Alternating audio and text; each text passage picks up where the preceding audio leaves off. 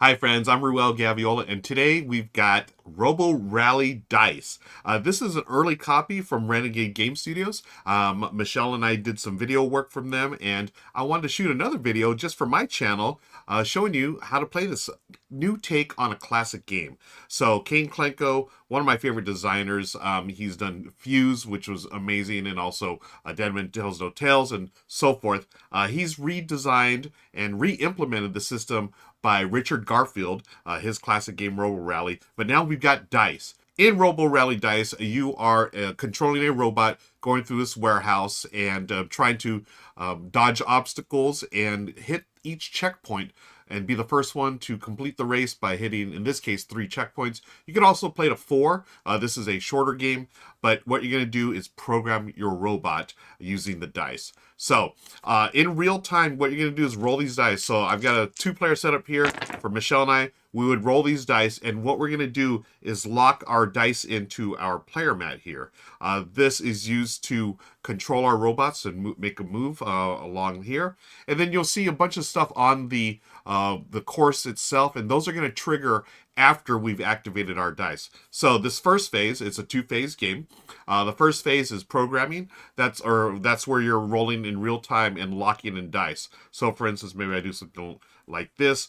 This is the orange one. This will be the green one. Again, we're doing this in real time. So maybe I'm locking that one in and then locking this one in.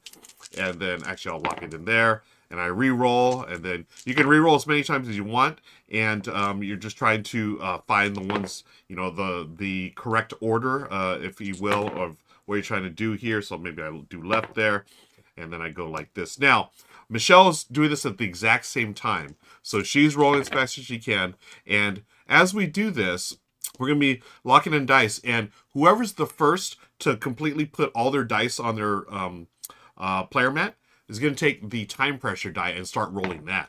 So what happens is the player who's finished, they roll this, and they're trying to get 3 6s. Once they get 3 6s, that's it. Everyone has to stop, and that's where you're done. It's the time pressure element.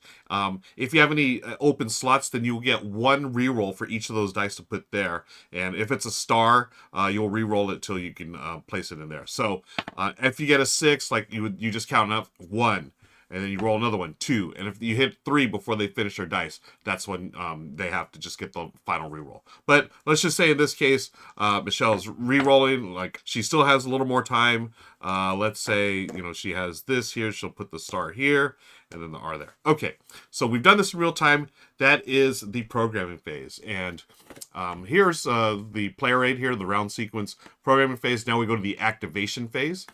This player aid also has all the die faces here, which I should have explained, but I'm going to explain it now. This one here. So whoever's taking the time pressure die, they are the start player, and we're going to start with round number, or activation spot number 1. I've got 2 forward arrows, so I move my robot 2 spaces forward, 1, 2. Michelle's second, she's going to do the same thing. She's got her there, so 2 spaces forward.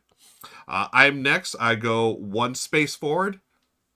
Michelle's next, she turns facing left. Now that one, the L, you're just going to face left, turn a robot, but you don't actually move any spaces. You're just turning the orientation. I'm in section activation 3. I've done a L. Okay, I don't know why. Maybe the time pressure got to me. Michelle's gone 2 straight, 1, 2, and then I have gone 1, 2 spaces, 1. Now I don't fall off the board. In Robo Rally Dice, you just hit the wall and that's it. Meanwhile, Michelle's gone right, so right turn like that.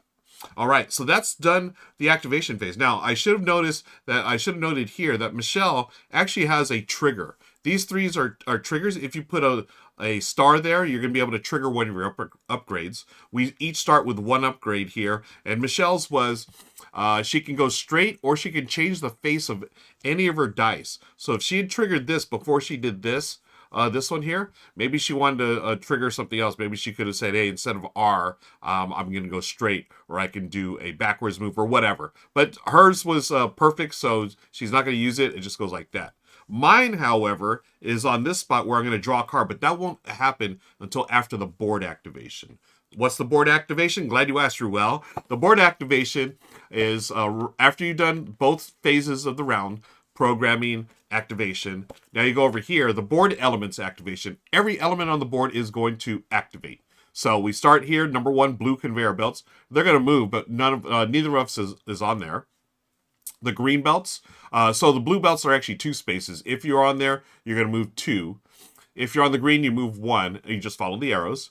The gears, this gear is here. If you're landing there, it's going to turn your orientation, so it's going to go 90 degrees either right or left, depending on the arrow on the gear. The board lasers, oh, we got to check that. We just narrowly escaped that. If you're on one of these board lasers, you take a damage. So the damage is controlled or is viewed here on your player board. Luckily, no lasers. Finally, the homing missiles are up next. Where are the homing missiles? These homing missiles here. If I had landed on this one here, and let's just say Michelle's over there, this homing missile just shoots straight at your opponent. It doesn't matter where they are. It's just going to land and cause a damage. Batteries. This is like these spaces here. If you land there, you're going to draw a card, and I'll show how to draw a card in just a second here. And finally, the robot weapons. These are just automatic.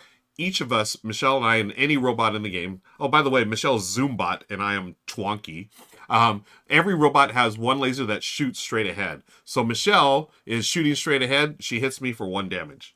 I am shooting straight ahead into a wall. Maybe I made a little hole in the wall. Who knows? That's the end of the board elements activation.